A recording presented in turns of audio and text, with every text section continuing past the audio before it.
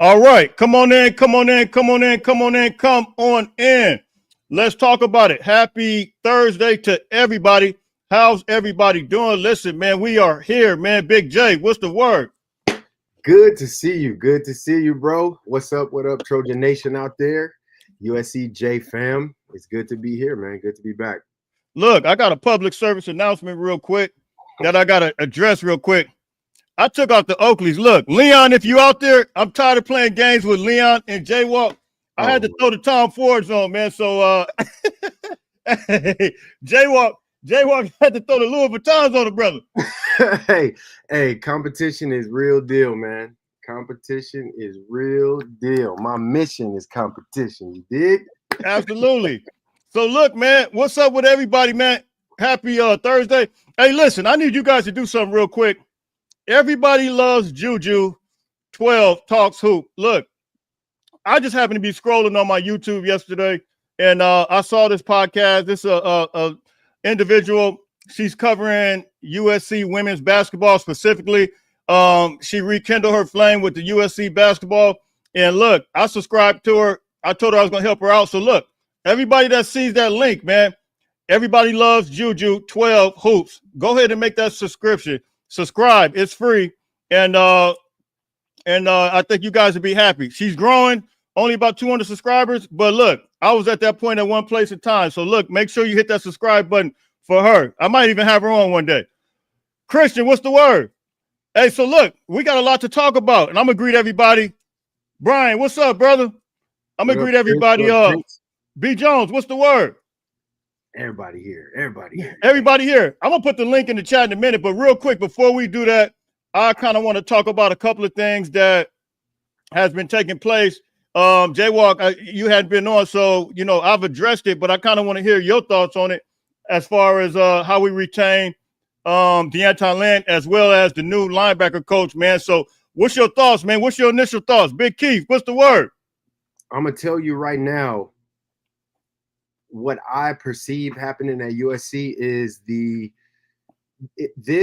all right.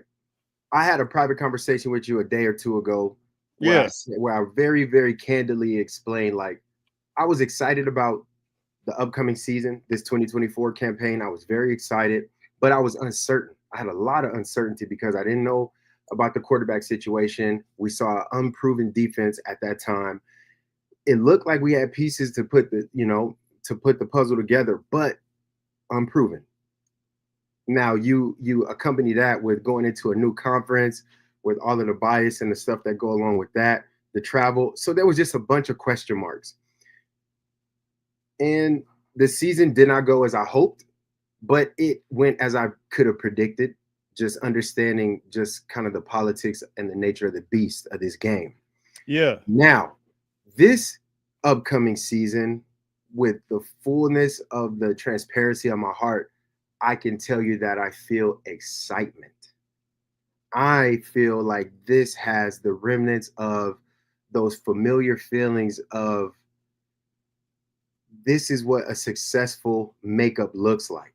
So it looks like the DNA of this coaching staff, the players, the systems, the understanding of the new style of play that's required. It feels like we kind of have a good foot on the gas right here. So what I'll say is this reminds me of when Coach Carroll was in his second or third year in that phase right before we won the national championship against Michigan in the Rose Bowl. Matter of fact, this shirt is from that game.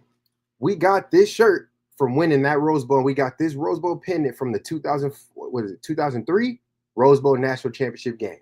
Yes. Actually wearing that shirt. So wow, that's crazy. Full circle moment for me right now. Whoa, that just like kind of took me right. And matter of fact, this ring from that championship game. So that's how I feel. That's how I feel with what we have with the coaching staff. I feel like we have that type of chemistry with the players who decided to stay.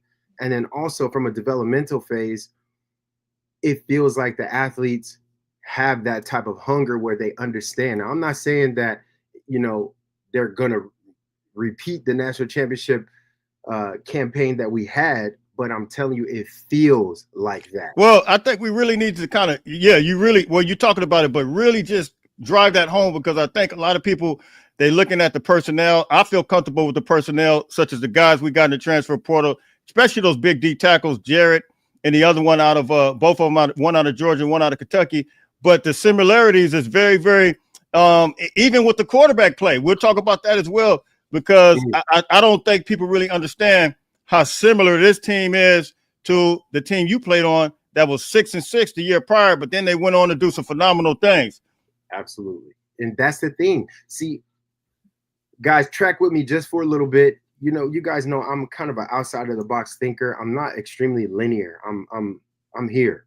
But what I know that most humans suffer from, particularly USC faithful, we struggle from multiple diseases. Selective amnesia. Selective amnesia. Yeah. Number one, selective amnesia. We struggle from recency bias. And then we also struggle from, the term is, oh my gosh, now it's escaping me. But essentially, we forget how things started, and we only look at the end result. Okay, and the term is escaping me. But what I'll say is, let's hypothetically, all right, just track with me, because this could sound like blasphemy to some people, and I hope that it does. I hope that it does challenge your thoughts. And I'm not saying that these are the same players. I'm not saying that they even have the same potential, but I'm talking about similarities. I would create an argument to say that Jaden Mayava, in his first 2 years of college football, the first year at UNLV and the second year at USC, has a very similar trajectory as our very own Carson Palmer. I'm gonna stop you right there, because I want to reiterate to everybody, he's not saying this is exactly how it is, but because me and Jay Walk been talking about this, there are some similarities, not only with the team, but then the quarterback play, and Jay Walk is getting ready to break this down for you completely. So don't get lost in the sauce and take it and twist it. Listen to closely what Jay Walk is saying real quick. They're ready to burn. They're ready to burn. The villagers are marching with the torches. They're going to burn it down. Burn the whole thing down. Hey, by the way, Jay Walk, I did send the stats to you. I looked some stats up.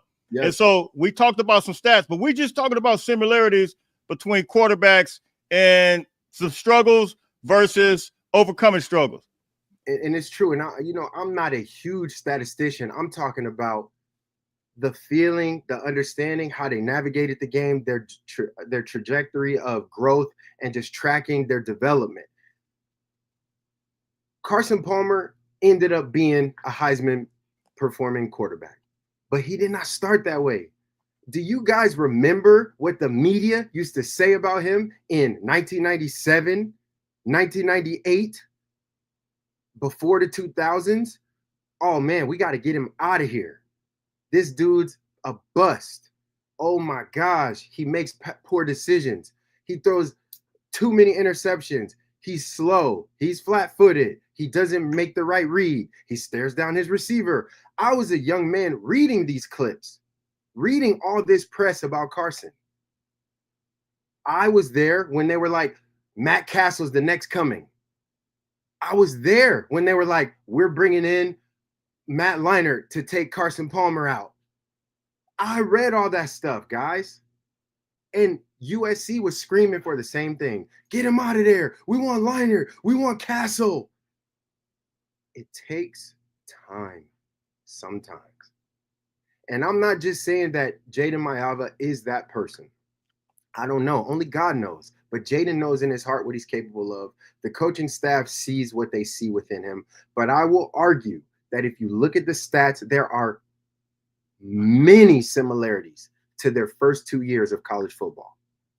Not to mention that Carson had the luxury of staying in the same system until Coach Carroll came in. And then he got a quarterback developer like Norm Chow, like Lane Kiffin, like Sark, those guys came in and drastically filled in the gaps for the pieces that he was missing, which now I fully believe with my whole heart that Lincoln Riley bringing in a defense and defensive specialists who can give the looks that Jaden needs to understand where to place the ball, because we see he has the arm talent. We see that he has the decision-making ability once he feels comfortable. And now he has a whole season, off-season prep with his skill set, not a makeshift play package just because he got thrown in at the tail end of the season. And now we're only giving him a limited playbook because he didn't get a chance to play through the whole season. So all I'm saying is give the guy a chance to get developed with now the looks that he will most certainly see and recognize in game. Okay. And I do believe that Jaden Mayava and Carson Palmer have a similar start to their story. I'm not saying I have the crystal ball and know how it's going to end, but I'm just saying look at the stats. Look at the stats. Look at the yards. Look at the TDs they've thrown. Look at the interceptions they've thrown. Look at the game management. Look at the win-losses. SC was very similar at that time. And lo and behold, we went 6-6 in 2001. That very next year, I think we only lost 2 games that season, and we end up winning the Orange Bowl against Iowa. Carson wins the national the Heisman Trophy. And then the next season, we go in as national title contenders. Then we go and we run the table. We go undefeated. Or did we lose? Oh, we lost one to Michigan that year. I'm sorry.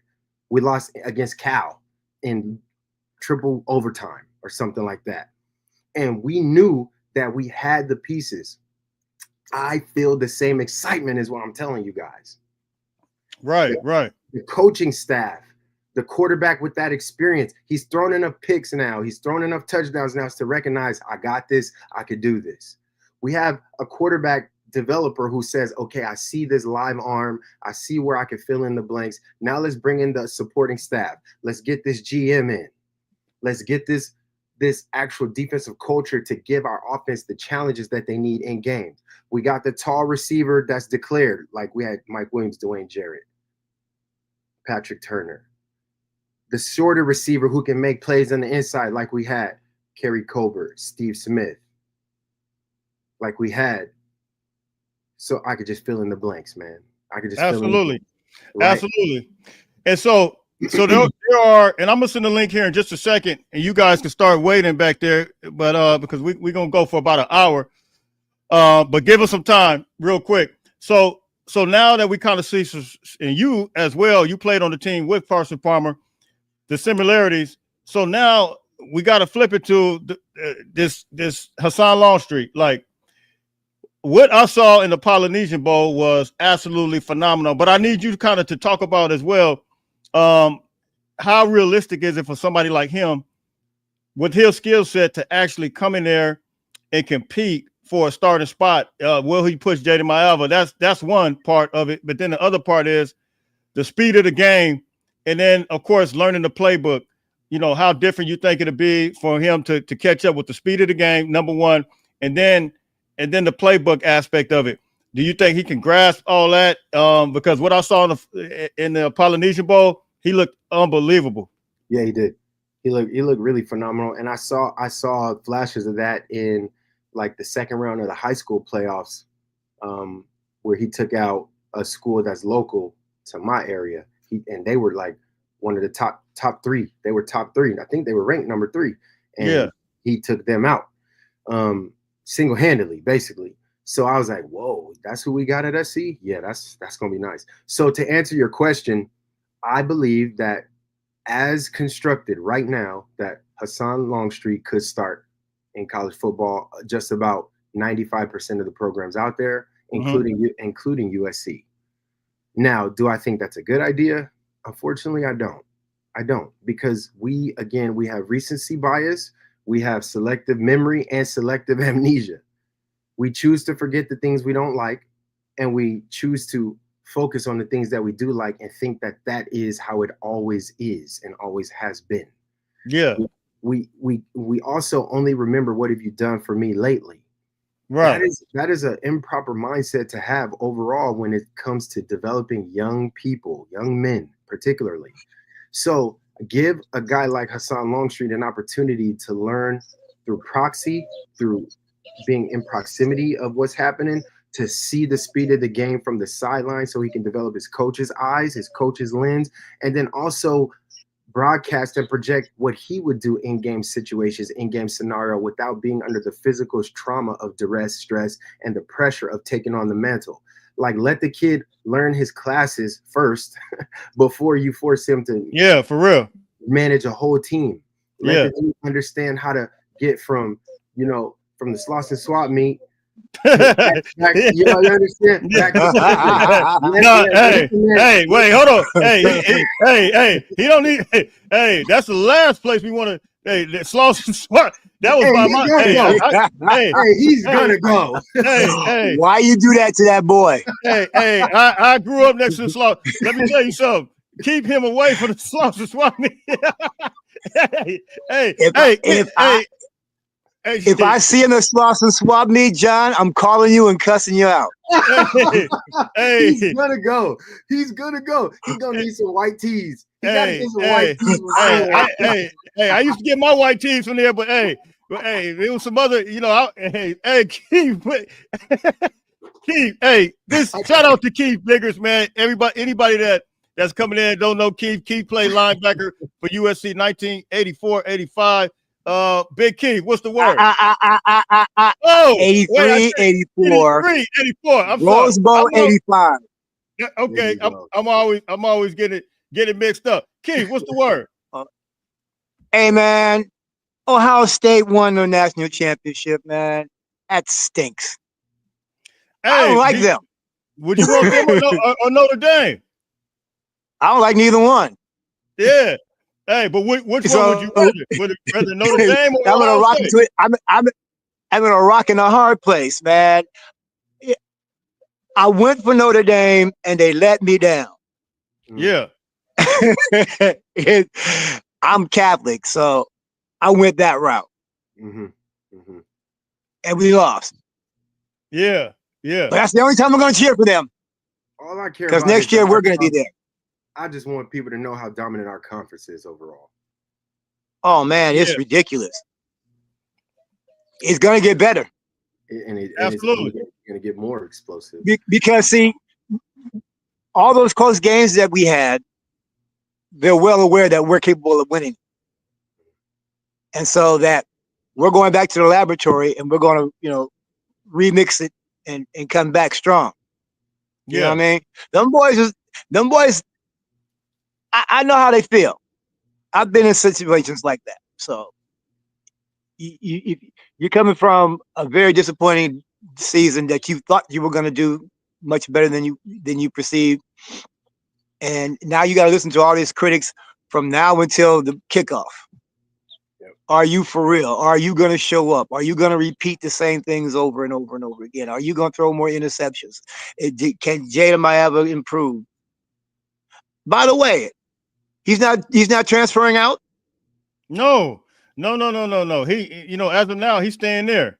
I missed that coverage. I'm glad to hear that because he all he needs is a little time. Yeah, well, that's what I agree with you. Yeah, that's what J-Walk was talking about. Agree. When you said Carson, I'm like, yeah, I see the similarities. Difference is that he can run, Carson can't. That's the difference. Like, you guys don't understand when I say stuff like this, it's not clickbait. I'm not trolling. No, and Keith, Keith played at USC as well. So it's not like, I totally agree. I'm not just we can go through a whole list of which player is compared to which player from back in the day. So, I agree. You made a great assumption, man. A great comparison. And I knew that stick-to-itiveness it's the essential ingredient. It's the core ingredient for the complete fruition of a skill set. You have to give an athlete a chance to go through their seasons. The problem is, folks got this "I want it now" syndrome. It's true, and you're not giving people a chance. Even players are not even giving themselves a chance to develop by jumping in the porthole. It's true. Speak on it. That's a whole nother subject because sure can. I feel like Keith, and I've been saying it on this program. I think we're gonna see a bunch of undeveloped guys now, just because it takes time to develop. Every coach has different technique. So you're gonna jump from one coach to another and be undeveloped, and then try to learn a whole nother technique. Let alone a quarterback learn a whole nother offense. How can you possibly get developed? It's impossible. Don't be a Jaden Daniels gypsy. He went from school to school to school, and where is he now? You mean JT Daniels? That's who I'm talking about. Thanks. Oh, JT. JT Daniels. Jaden actually found the success. He found the promise. He went from Arizona State to LSU, but JT Daniels, he went from USC to Georgia, from Georgia to West Virginia. I think did he go to West Virginia? Yeah, he did. Yeah, West Virginia to Rice. Yeah. And then said, I'm retired. and you know, that's painful because he's a local kid and he's also a great guy. Like he's not a diva. He's none of that. He's a dude. He's a real good dude. And so he's a hard worker. He just had bad, it just wasn't good for him. You have to sit still long enough to feel the fire. So for example, like this is how I feel, and I'm gonna speak in like a metaphor. So like I'm gonna ask you, Big Bro KB, would you ever just grab like a spoonful of or a bowl of cinnamon and just eat it like this?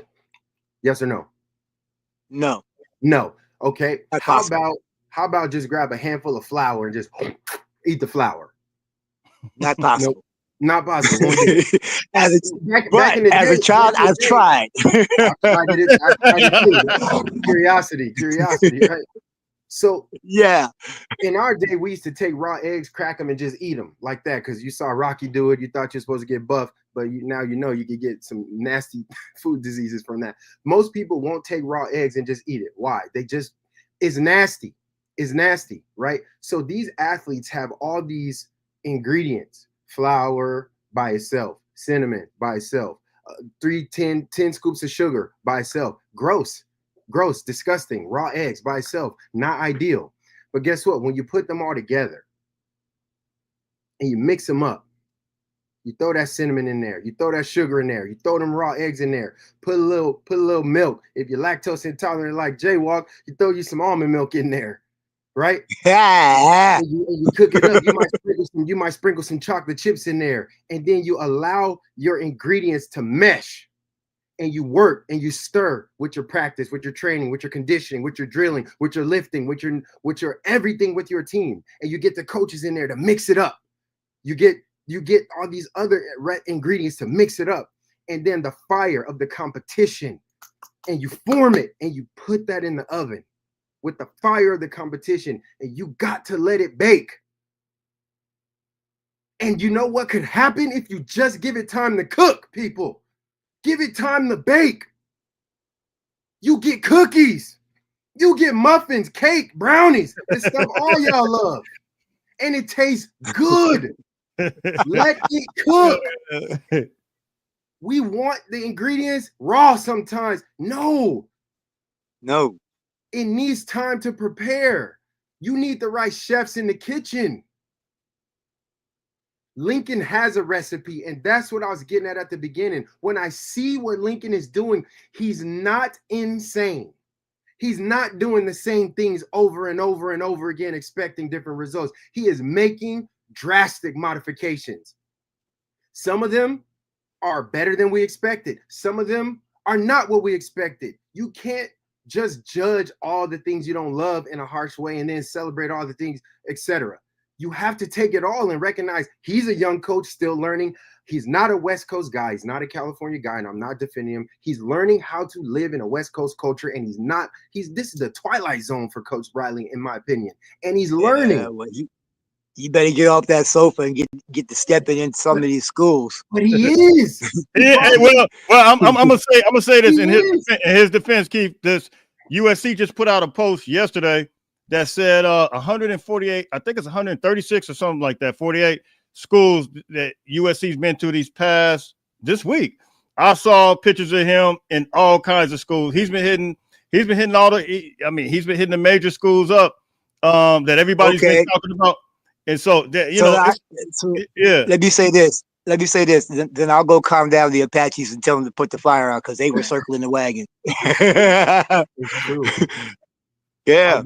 I got some alumni. They are not happy. So it hasn't been like this, and it's frustrating. We see a lot of players, from Southern California players at Texas A&M, at Oregon, but on the flip side, our players need to recognize too that when you go to schools like Oregon, I have not really seen Dakota Fields. I haven't seen Peyton Woodyard. I hadn't seen Roger Pleasant. I hadn't seen Aiden Breland. It's like they stockpiling this talent. It seems and appears to be keep them away from USC. Some of these guys, USC actually went after these guys.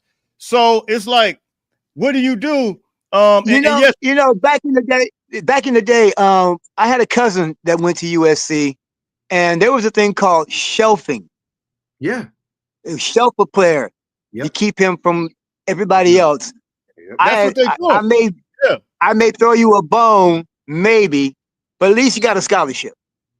Well, at least USC is not going to get you. Hey, it's even worse than that now because they got a scholarship and they got a $200,000 bag they just getting for sitting on the sideline. You know what I mean? Because NIL is so important now. So we dealing with a whole nother thing. But I hope these guys wake up because USC. A lot of these guys could have came. They could have played at USC. We could have utilized them. And so, absolutely. But that doesn't take away the fact that we could have had a better effort as far as the Southern California area. Yes, we absolutely could, because I know some players that USC could have gone after that they really Hassan Longstreet, for example. I couldn't understand when we were recruiting Juju Lewis.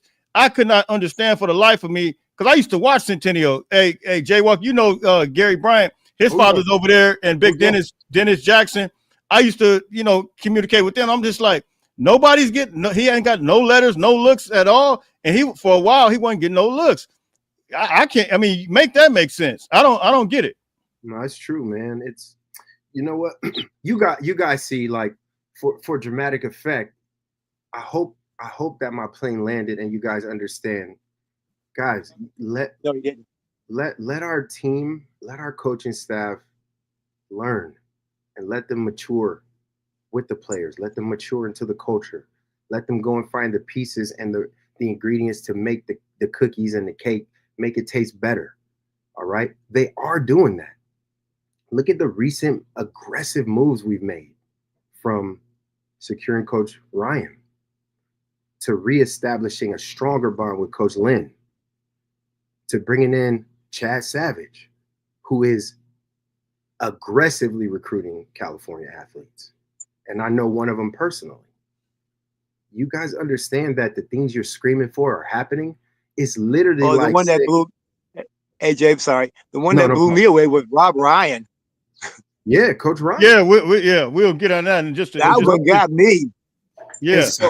And so we're screaming for things that the coaches are actually checking off the box, but our blinders are on so much so that we don't see the work. We don't see the seeds have already been planted. And now, just like any good farmer, you have to till the soil. You have to nurture the seed and let it produce fruit. This is the waiting season.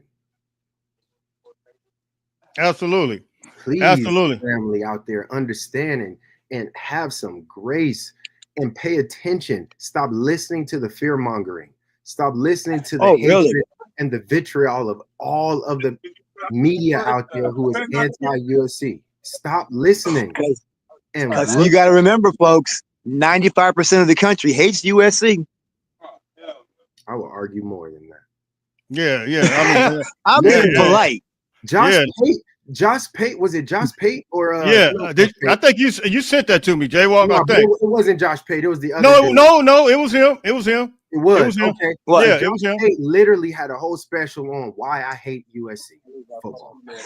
You gotta be kidding. No, you gotta send it to me. I'm not. I gotta. I think send it to me. I'm gonna send it to you. He said, growing up where I grew up watching. He said I grew up watching USC, Reggie Bush, Matt Leinart, Lindell White, Snoop Dogg, all these celebrities, Will Ferrell at their campus. He goes, that's not what football is. Football is bloody. Football is brutal. Football is not white, it's not white collar. It's blue collar. And he goes, and my family and everybody I know says you have to hate that. You have to hate those pretty boys. You have to hate that sissy style of football. I'm quoting, but I don't know if I'm correctly quoting, but that's the idea.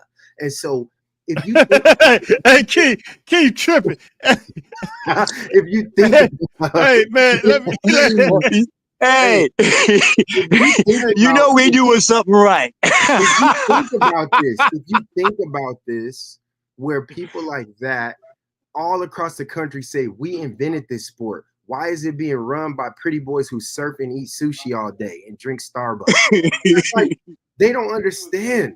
And so there is a hatred and they get great weather, they get beaches, they get mansions, they get Hollywood and celebrities, they get da-da-da-da-da-da. And they get to win at football, but they're soft. And then they said it blew them away that year where we were, I think, ranked number 10 or something in the country. And we played Auburn to open the season. Auburn was predicted to win the national championship that year. They had Cadillac I Williams, remember. Ronnie Brown. They had their quarterback was dope, Campbell. And they were ballers. Man. They were ballers. And we donuted them boys. I think we beat them 23-0 at home. 23-0 at their house. And Herschel Dennis put the stamp on the end of the game. Absolutely. And I can remember being in the not the tunnel, but we're walking onto the field. They corral us in this little area, and the fans, there's like this kind of bridge thing. They were spitting, chewing tobacco, and poured it on our heads before we came out on the field. They poured sunflower seed husk that they've been spitting in this cup and just dumped it on all of us. And we ran out there and we destroyed them. Coach Carroll looked us in the face and he said, take it out on them on the field. And it was the beginning of us becoming who we were. And they just could not understand that. But yes, people hated USC and they still do. So understand this. Stop listening to the people who you don't need to listen to, who don't have That's the thing about the Trojans. What's happening here? I've noticed that certain situations prior to the game happens, and all it takes is one player or two to say the right thing, and there's an ass whooping on the field. Yeah. For instance, for you guys got dumped on. For me, I was the only player in Westwood, and I ran into every player, every starter, every fan from Ohio State, and all they said to me was, I hope you guys show up. That was it. I didn't get 15 steps in Westwood. I had to be taken out of there because I was ready to fight then and there. Absolutely. That's the fire we Trojans hold, people. Gotta know. Absolutely. I got to take a bunch of these calls. They stacking up on me, and then some of them, they checking out. I got to take a bunch of these calls real quick. Okay, go ahead. Yeah, we got to talk about the development, too, and why the staff is so great. Leon, what's the word, my man? Hey, what's going on? Man, what's the word? Uncle KB, J-Walk, what's going on? What up, LJ? Oh, man, you know me just listening in, brothers. Big Leon.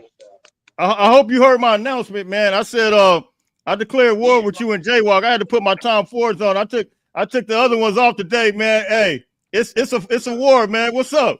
Okay. Well, for today's sunglass lesson, we got the Chrome Heart. As you can see, we got the Chrome Hearts emblem running across the top of the lens there. Got the Chrome Heart emblems right there on the back. You know what I mean? Oh, man. It's a little light work for y'all today. That's what's up, man. That's what's up. Leon, what you got for us, man? Oh, man. Hey, Jay, I agree with you. Coach Riley and them are doing the thing, man. 164 schools they have visited in California in 2 weeks. That's good. Yep. They're trying to erect that fence with the moat, with the alligators in between. They ain't not trying to let nobody come in and steal these players, man. Got that electric eels, everything. Everything. Look, we got the sharpshooters on the tower. Don't even listen. Y'all better stay east of the Mississippi or something like that. That's it, man. For real. That's what's up. I totally agree with you, man. They've been hitting it hard, man, and I think they're making an asserted effort, an effort that wasn't there before. And now I think we're about to see a change, specifically with the linebacker play as well. We lost a lot of guys. Kingston, we lost Noah McKell. We lost a lot of guys. But I think this new linebacker coach, I think is going to be a game changer, man. Rob Ryan coming from the pro level. And a lot of people make a reference to, and I got to take a bunch of calls, but a lot of people make a reference to, oh, well, he can't recruit. People don't realize I think we have the supporting cast around him. That's number one. Number two, recruiting is a lot of times too, is sitting down, teaching these guys, film, terminology, and showing them how they could play in the system. And that's a big part of recruiting as well. You guys have anything you want to say on that? Yes. For those of you who don't know, NFL coaches that have careers and tenures as long as he have, they have to have an ability to build rapport and connect with grown players who have been in the league for 10 plus years, as well as young players who are just coming in. There is a unique framework by which they know how to communicate and instill hope and faith and trust and belief within them and the system as a whole to get buy-in. What you don't understand is a lot of free agents in the NFL can almost choose what team they want to go to if their market is hot enough. And that linebacker / or whatever position coach must go and recruit that veteran player to their organization and system. So stop talking about stuff y'all ain't got no idea you're talking about. There's recruitment at the NFL level at all times of a season, all times, because players get cut, players get traded, and you have to get that player's buy-in before you get them to actually commit to your program. If a player gets traded to a team that they don't want to play for, you know that you got to recruit them. Do you know that you actually got to recruit them to use their services at your organization? They can choose not to play. They really can, even though they got traded. Now, they may lose money. They may hold out and say, nah, man, you're going to have to trade me to somewhere else. I hate it here.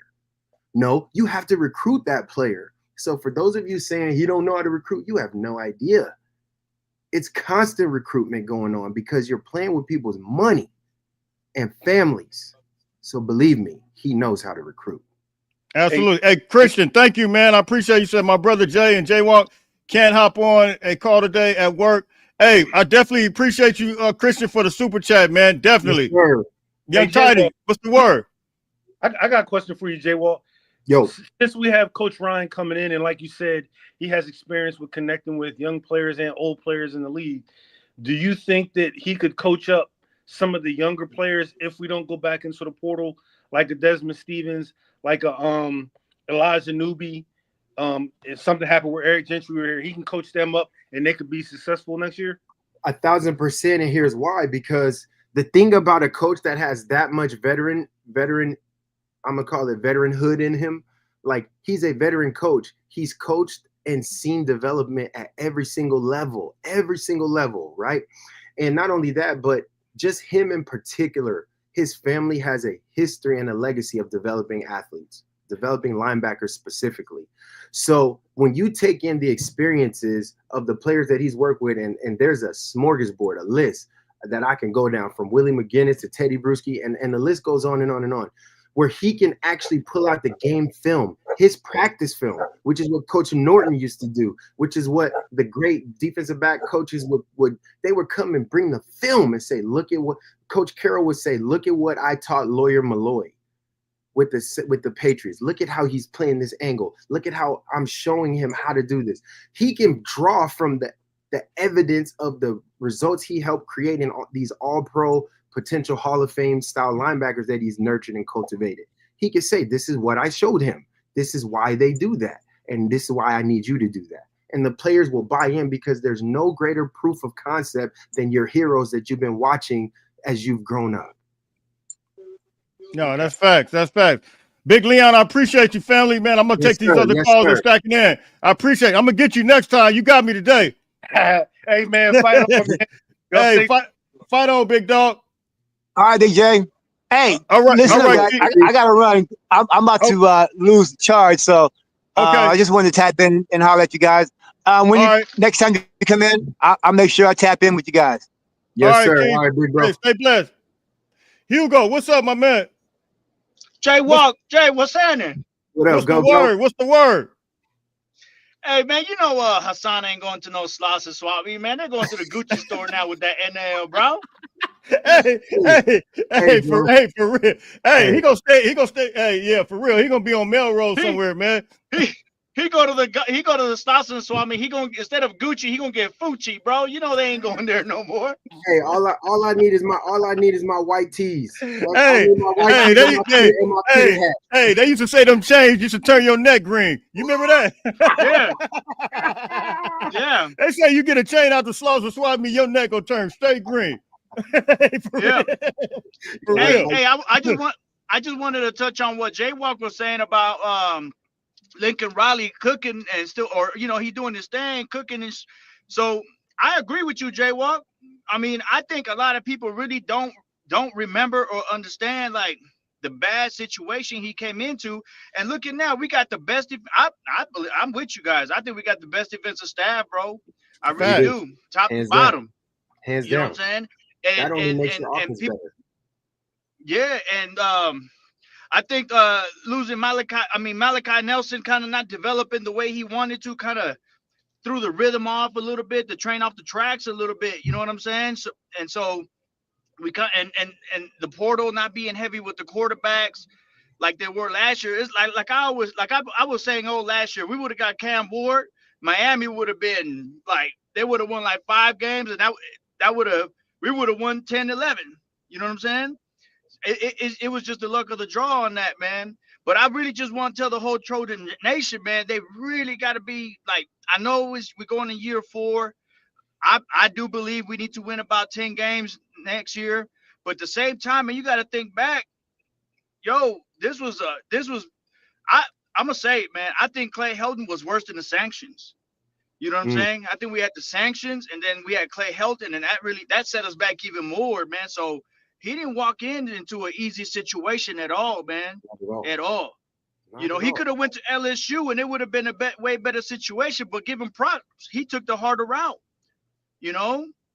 So I agree. Hey, but Jay Walk, I got one. You guys can talk about that, but I just got one question for you. Yes, sir. Hey, we would have won the ship this year if Caleb Williams would have stayed. What you think? No. Well, hold on. Hey, well, let me say this. I'm looking at the playoff, J-Walk. I saw what SMU did against Penn State, got blown out. USC didn't get blown out. That was with Miller Moss. I looked at what some of these other teams did. Look what Jaden Maiava did against Notre Dame offense compared to Georgia. I mean, so I just feel like he might. I'm not saying we would have, but I felt like he would have added more with his playability if he, to extend plays, opposed to where we were at. We would have put 35, 40 a game. Yeah, I mean, it's like the drop off with points was just. If we just could have kept that up, even from last year, I think we would have been straight. But what you say, Jay? Here's why I have to say no, and it has nothing to do with Caleb. It has everything to do with the situation. Okay, it is the most painful narrative to a conference that thinks that they're superior to have a team come from a conference that they feel like was the worst Power 5 conference, the Pac-12. Oh, I know. I see where you're going. There's no way that they're going to say that the worst conference just came into the best conference and won the national championship. Because the referees were against us. So they were absolutely against us. That's number one, and you got to understand how that actually hurts money. That hurts money overall. Number two, the way the offensive line played in the first 6 games of the season, I believe Caleb would have probably gotten injured. If Caleb got hit the way Miller Moss was getting hit against Michigan, against LSU, like how Miller was taking some of those hits. Now, Caleb has more escapability, so he might not have taken those hits, but he also held the ball longer. And so, which makes me think he would have gotten hit harder. All right. I'm only projecting. Now, I don't know this for a fact, obviously, but I think that the way our offensive line struggled in the first, not the first 2 games, but like there was about 5 games in the beginning of the season where we're like, what is going on with the O-line? If we had our best quarterback out there in that situation, he might not have finished the season because the team that they would have hit Caleb harder than they ever tried to hit Miller just because of who he was. So that's number 2. And then lastly, those close games, those very closely contested games that we had, there's no way the officiating is going to let us get the win. Just like in Minnesota, literally you can read the lips of the ref tell PJ Fleck, we're going to take care of you. Well, I think, I saw that. And I think the Penn State game, I think we would have won because it was the ball. We had the ball in our hands. I think Caleb would have been able to go down there and we would have won that game. Now, I feel what you're saying on the Minnesota because that was just absolutely crazy. He had the rep. What about Maryland? Right? Well, I think we would have won that Maryland.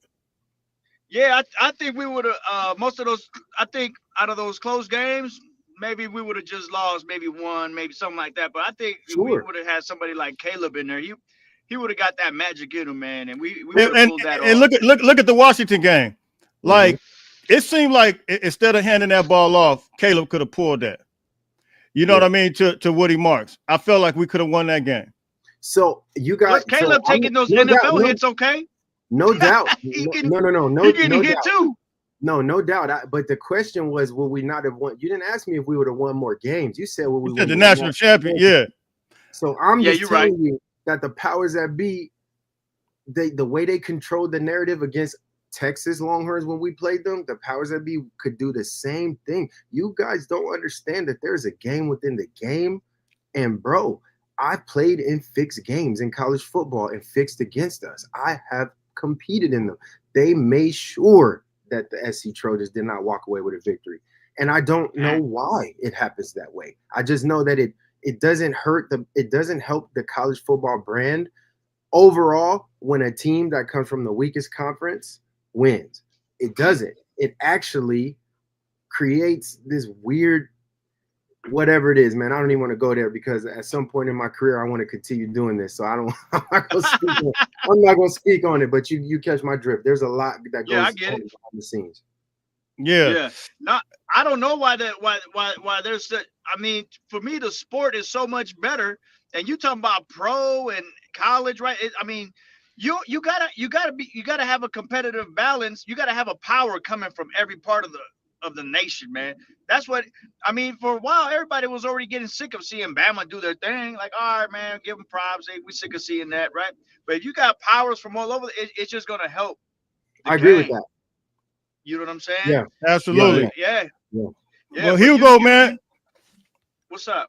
Man, I definitely appreciate you tapping in. These calls are stacking up, and we got about an hour, man.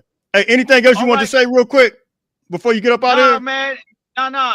I just want to say I hope we stack up that wide receiver. I'm not too excited about our wide receiver room. That's the only thing I see a little issue with because I think if Malachi, God forbid, right, Malachi Lemon, gets a sprained ankle or something like that, man, we might be hurting in that wide receiver room. So I'm hoping we do something in that wide receiver room, maybe in the spring portal or something like that. So you let me know what you think. Yeah, we just got one from Boise State. Prince. Yeah. Okay. Yeah. All right. Well, then we should be good then, baby. Let's go win the shit. All right, big dog. Hey, man, I appreciate you tapping in, big dog. Yeah. I'll holler at you later. Hey, fight on. Uncle Boom, what's the word? What's good, fellas? What's good? Man, so sorry for the wait, man. There's a lot of people calling in. What's the word, though? Just like with you and your glasses, man, the future is bright, bro. Absolutely. It's bright, man. What's your overall perspective on everything, man? You know, we still got Negative Nancy's putting out a lot of negative information. I know you on Twitter, you in that Twitter space. I'll be seeing you on there. What you got to say in regards to all that?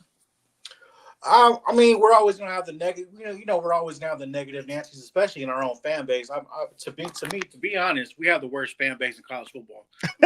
I'm completely honest. It's unbelievable, bro. Yeah, when it comes to Twitter, we have the worst fan base in college football. Period. Absolutely horrible. Hands down. When it comes to Josh Pate talking about people being crybabies, USC football fans on Twitter fit that mold big time because there are a bunch of crybabies. and it is very, very, very, very irritating. But as far as the football program goes, from everything that has been done up until this point today, hiring Chad Savage, hiring Rex Ryan, securing DeAnton Lynn, which was the biggest piece of all, because if we would have let him walk, there's no telling what that could have done to the team going forward, especially this year. You know, with everything with the portal additions and all that jazz. So it's just shown that it's go time, like you said. You know what I mean? Absolutely. You know, Lincoln Riley and Jen Cohen, they're putting the money where their mouth is, locking down DeAnton, getting Rex, getting Chad, somebody that can recruit Southern California without Lincoln Riley having to do it all himself, right?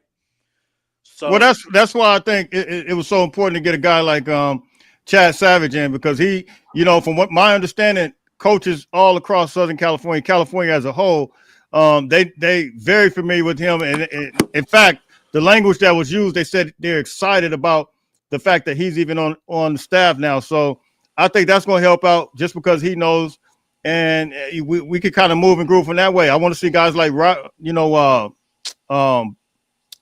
man, name slipped my mind. Go ahead. Athletes On the staff. Dang, his name slipped my mind. But anyway, he knows Southern California very well. Gotcha. So I want to see him start moving and grooving as well. You talking about Doug Belt? No. Okay. He's from Southern California. I don't know why his name slipped my mind. He went to IMG Academy, and I can't even think of it. Yeah. He played at Oklahoma with Lincoln Riley. He's there now. Riley, yeah.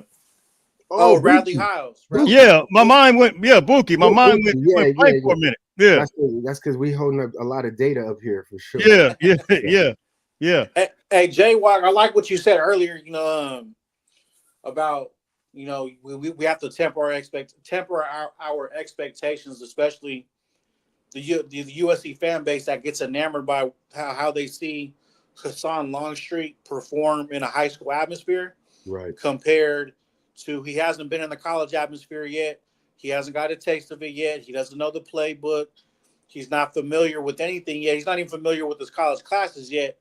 We have to be able to temper our expectations and want this young man to develop, and not put him in a situation that will be detrimental to, one, his psyche as a college quarterback, and two, his physical ability. Who knows? You don't want him to get hurt as a freshman.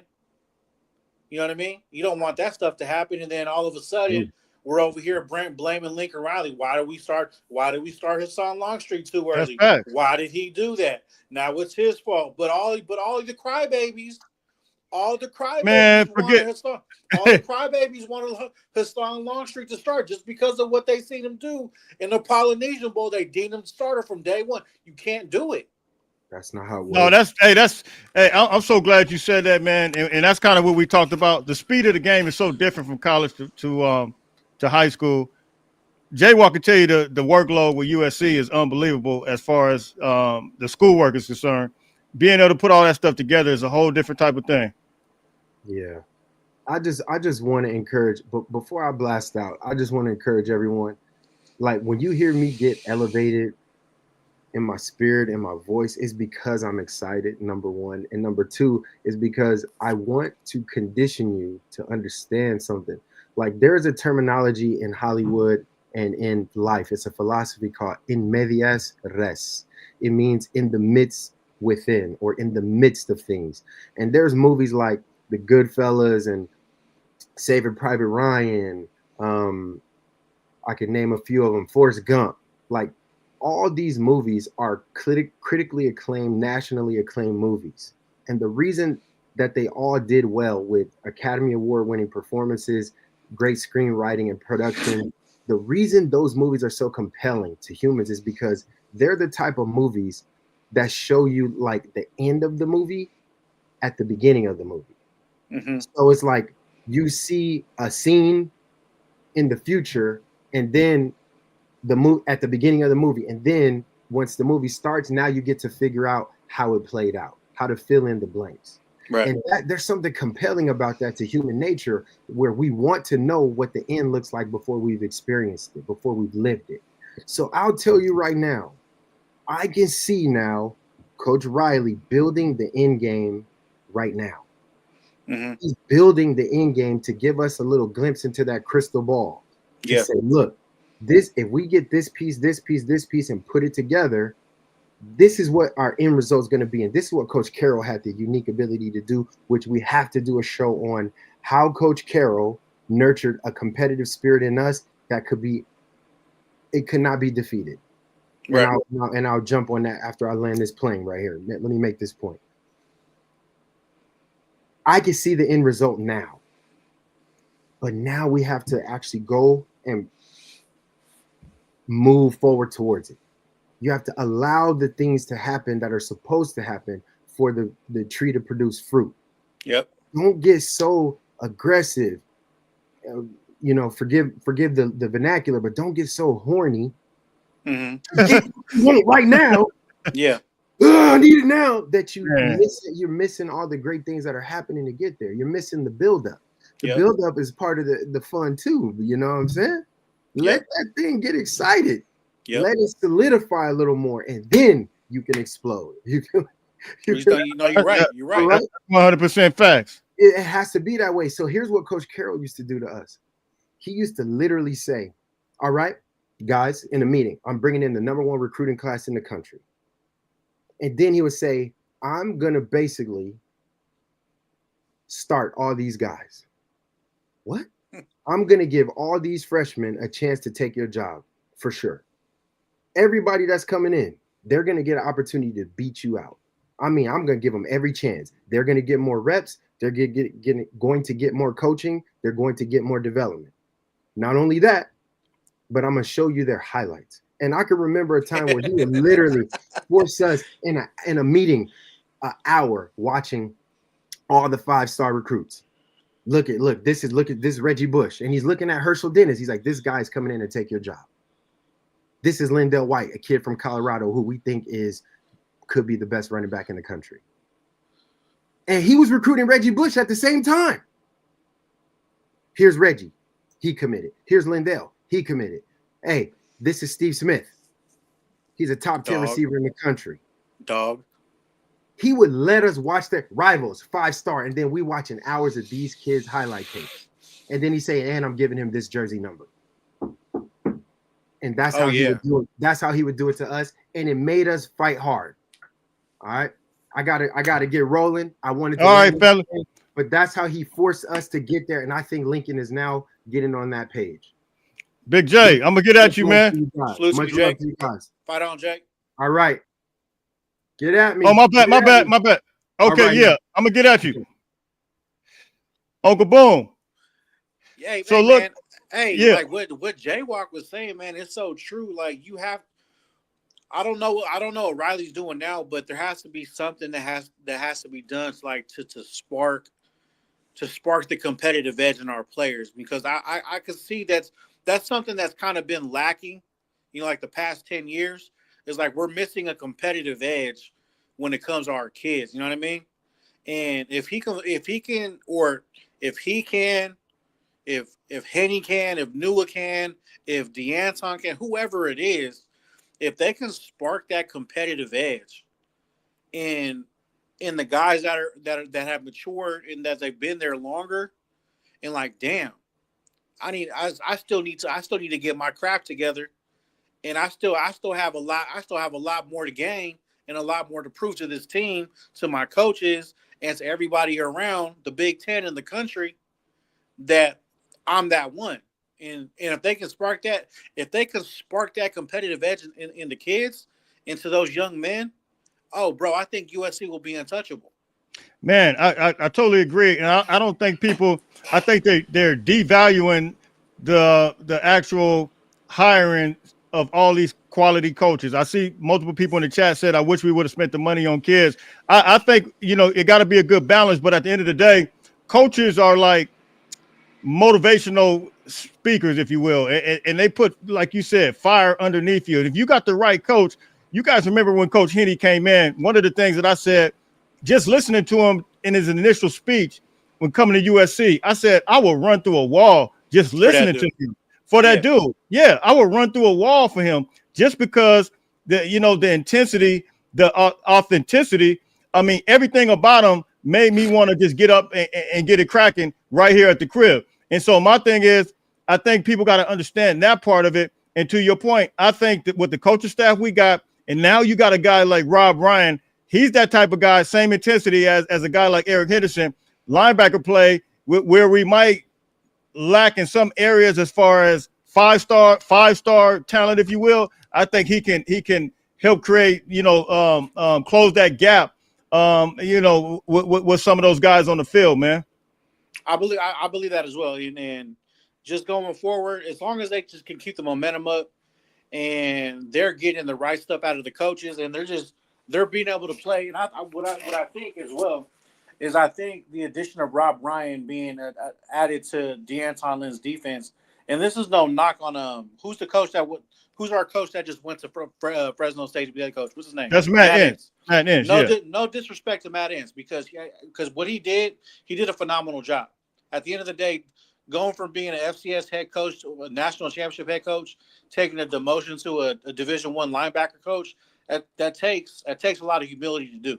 So Matt Ince gets a lot of credit for that. Absolutely. But I believe Rex Ryan, just thinking about the hire, because I was unsure at the very beginning once the hire was announced, right? But what I believe how he's a good fit is that he's going to play and he's going to teach to the linebackers there and to the ones that are coming in to their strengths that are going to be able to be valuable to the defense and not make them just a scheme linebacker. You know what I mean? Absolutely. He's going to teach to their strengths, and that's what's going to make our linebackers a lot more dangerous going forward. Man, I totally agree with you. And think about it. He saw all types of shapes and sizes. He saw guys that are on the practice squad. He saw free agents. He's seen the number 1 picks. He's seen second round, third round guys. So he has the ability to adapt to all types of shapes and sizes, which is, speaks to him not having a problem with the guys that are probably on our roster. And I think he'll be able to move and groove that way, man. So look, I appreciate you tapping in. I'm going to take these other calls before I close it out, man. Any last thing you want to say before we get out of here? Yeah, man. Josh Pate acting like there's only tough guys out in the South on the East Coast, man. Hey, not getting political, but hey, coming out here on the West Coast into these big cities, there's a lot of kids that got to grind for what they want. And I went to high school in East Oakland I did my high school career out in East Oakland, and East Oakland is one of the roughest places that you can grow up in this country. And hey, we got dogs out here on the West Coast. So real. That pretty boy mentality, that's for Hollywood and Laguna Beach and Malibu. That's the pretty boy stuff. But when you come to the inner city, it ain't about pretty boy. It's about grinding. It's about getting your stuff out the gutter and coming from the streets and actually getting what you deserve. You know what I mean?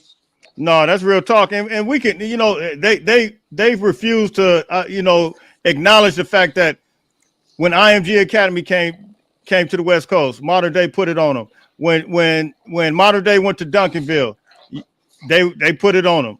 When St. John Bosco went down there to Allen, Texas, they put it on them. When Miami Central came to the West Coast, they put it on them. So they could try to flip it however they want, but the reality is they got a lot of the West Coast players sprinkled all through their rosters in the Southeastern Conference, and you take a lot of those guys away. Even when CJ Stroud was at Ohio State, which was in the Big Ten Conference, you take a lot of those players away. I always said if you keep all our players, and put them on USC team, man, come on, every single year it'll be the national championship team. But they know that, but they want to put a message out there to make it seem like, because perception is reality. When you see something, you're going to perceive it a certain way. But anyway, man, I'm gonna tap out of here with that. And I appreciate you, family. All right, yes, you too, bro. Fight on, bro. Fight on. All right, fight on. Stephon, what's the word? Hey, man, what's the deal, USCJ? What's going on with you? Man, my bad on that weight, man. How you doing? Oh, no, you good? Oh, you all good? No, I'm just over here, man, on my little break, man, chilling. I seen that you was tapped in. I said, let me go ahead and hit USCJ for the day, man. What's going on with you, though?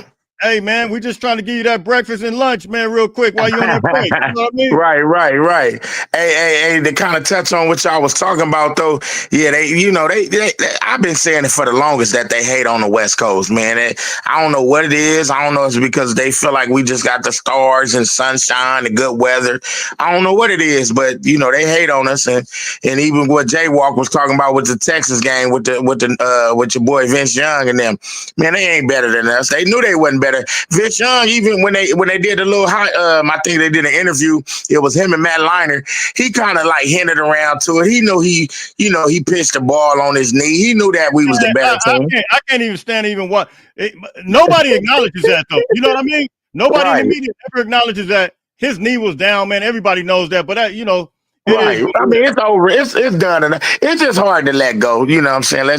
For me, it is, because I was so hurt. But, they hate on us, though. You know what I'm saying? They don't like West Coast football. And like y'all was talking about, we ain't soft out here, man. And like you said, look at Jaden Daniels out of Cajon High School, San Bernardino. Finna look like I think they could beat the Eagles or whatever. You know what I'm saying? And look, he'll be a rookie going to the Super Bowl. So, we got ball players out here. They need to respect that, though. Yeah, but like for real. But I think we're gonna be all right this year, though. I think we're gonna be straight, man. And the fact that I saw the new, I guess, way too early top 25, that was the most disrespectful thing I've ever seen in my life. Oh my God! I think they got Nebraska on there. They got all these teams we beat: Nebraska, ridiculous, Texas A&M. Like how you got those teams on there, and we didn't even get no love at all in the top 25, and we beat those teams. They even got Oklahoma on there. Oklahoma loses against Navy, but you're gonna put them in there, right? It makes you think who doing these. It makes you think who doing these lists. Who are doing them? Yeah. It's biased. It's a southeastern thing, man. And Paul Feinbein, he can't really say too much now because the Big Ten is dominating for the last 2 years. He still kind of threw his little hate in there, but the SEC ain't what they used to be, man. And like you said, I think you had touched on it one time, like how we beat LSU and Texas A&M. You know what I'm saying? So it's like y'all need to get off y'all high horse, bro. We play ball and we can compete with y'all.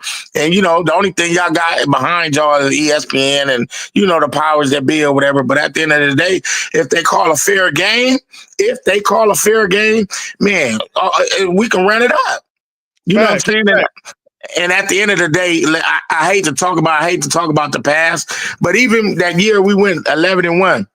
We wasn't supposed to lose to Utah, but they called a roughing the passer, which wasn't a roughing the passer. We should have went 12-0. And it should have been Oregon. It should have been Oregon in the championship game, not Utah.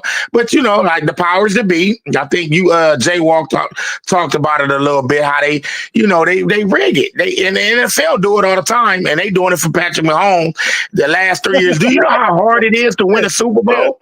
For you to do it 3 years in a row, come on, bro. Y'all calling favorable calls. Y'all don't want to admit to it, but it's obvious, and people know that y'all doing it. And it's like it's bogus. And then in a minute, y'all gonna start losing viewership because people ain't gonna want to watch it. So all y'all gonna do is hurt y'all pockets by doing that or whatever. At the end of the day, because people gonna get fed up. It's like you're not making it fair. And people putting big money on this. This is big money. So, it is what it is. We'll see how the cookie crumble and how it goes, whatever. But, I just feel like just call a fair game, man. All that cheating stuff, I'm not for it. No, I hate cheating. No, it's crazy, bro. I totally agree. Hold on for a second. Tim Buzz, did you not just hear? Listen to what I'm saying. How you asking me a question. How are you going to say the top 25 was disrespectful to a USC and they 7? Listen to me, bro. Why is Oklahoma in there over USC? Explain that to me. They lost against Navy in the bowl game, and they went 6-7. At least we went 7-5. And then you got Texas A&M and LSU teams that we beat in the top 25. So they're discrediting what we did. I mean, are you gonna sit here and tell me that that's not right? I mean, that's wrong. Come on, bro. Went toe-to-toe with Penn State, went toe-to-toe with Notre Dame. Yeah. I mean, come on. Like you telling me that's not disrespectful? It is disrespectful. It But is. anyway, bro, I appreciate you tapping in, fam. Oh yeah, most definitely. Hey, real quick, you think Deion out of there out of Colorado?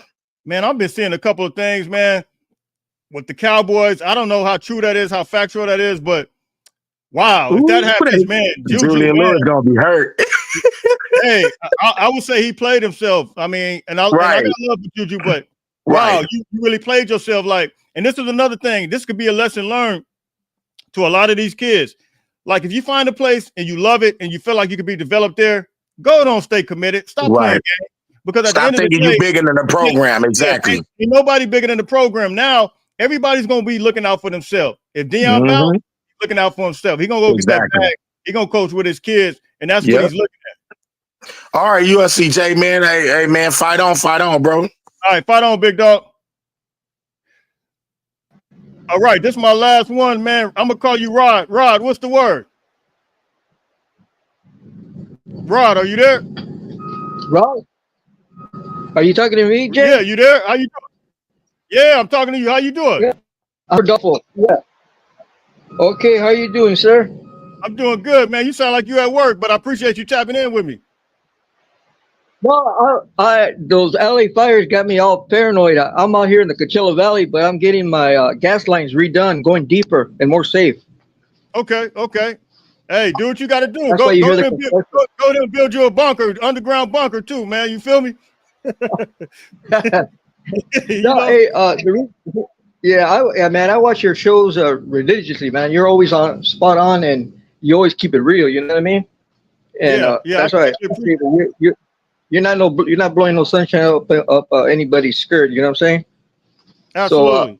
So basically, I have a question for you. That's the reason I really called in. Have we been looking into the Ty Hayward, that offensive 5-star offensive lineman? He decommitted, I think, from Alabama, and he's out. Yeah, I think anybody that's of a 5-star status, they absolutely going after him. But I haven't seen no reports linked to that, but I'm pretty sure they're probably going after him. Yeah, and another question is, who are we going after, or are like the main targets for the last signing period of high school? That's coming up. Oh man, we got quite a few guys. Matter of fact, are you on Twitter? Yeah, I'm on Twitter. Do you follow me on Twitter? Not really. I kind of like left Twitter for a while. It got a little too political for me. I got you. Well, just yesterday, man, as part of the 2026, man, we've had yesterday. Eric Henderson was with a guy named Andrew Harris. He's a big guy, a big time linebacker. Coach Nua was with a guy by the name of Samuel Jackson Ford. This was just yesterday. These are all the guys you asked me who we're going after. And then Coach Henderson also with a guy named Joel Irvin. I mean, these are all high caliber, high big time players. USC's moving and grooving. And right now we're actually sitting at number 3, I believe, number 3 overall in the 2026 class. So I think right now we're heading in the right direction. Okay. Yeah, because I know for a fact if we get a recruiting class that's top 3, that means they're going to drop us to like 11, like always.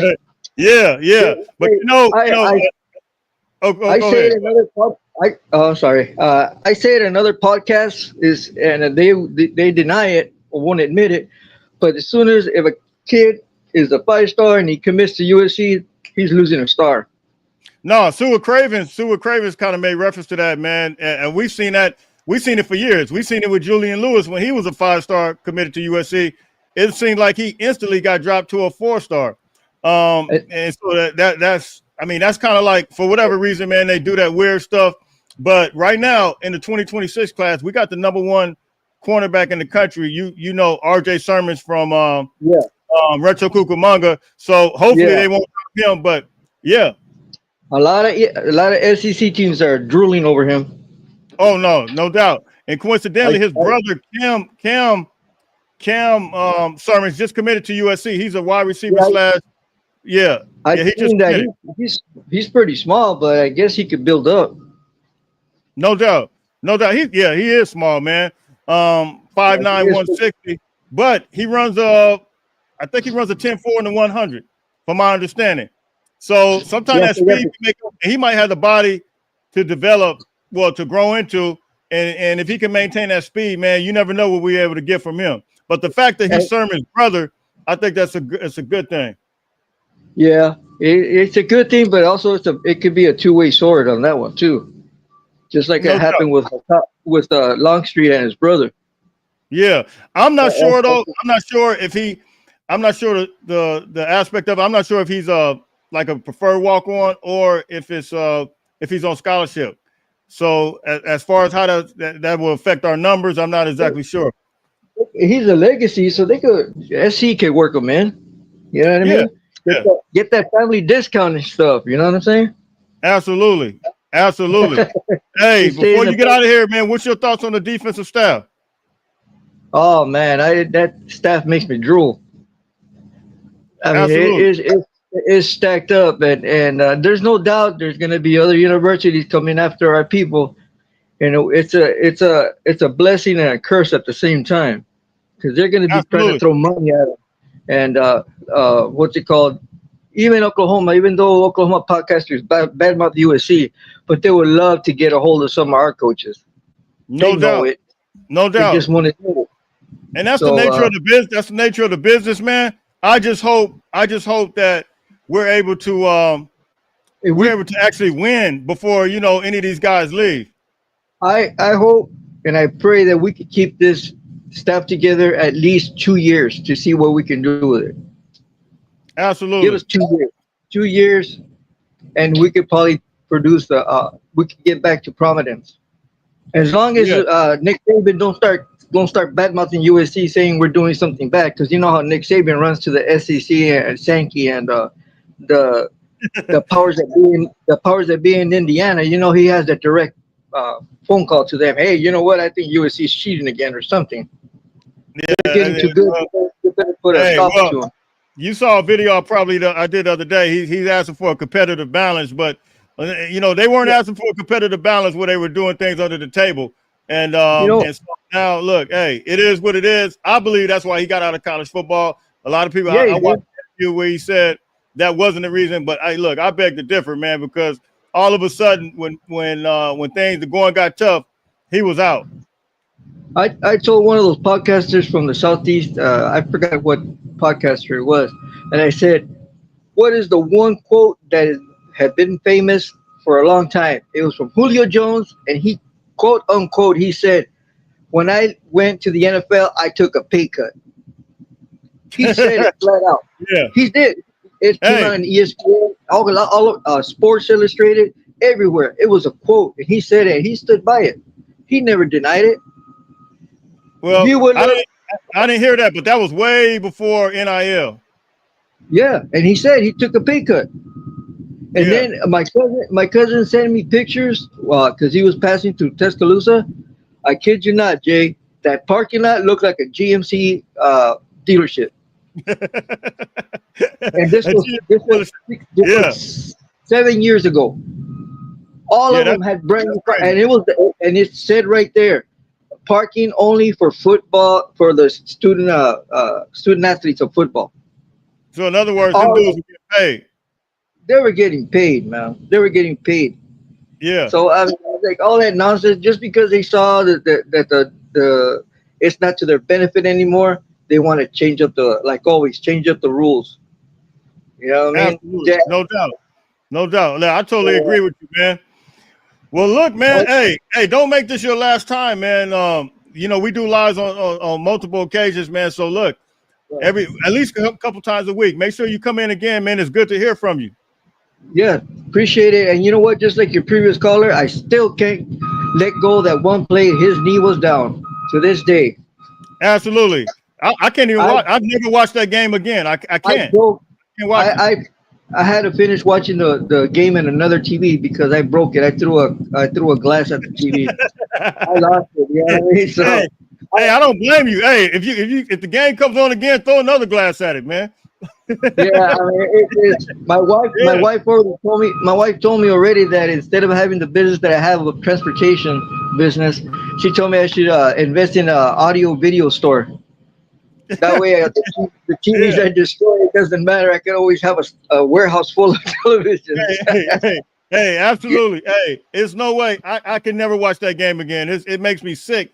No, Even when I see the picture on the screen, man, it makes me sick because his knee was clearly down. But it is what it is. We moving and grooving, man. I think the future's bright.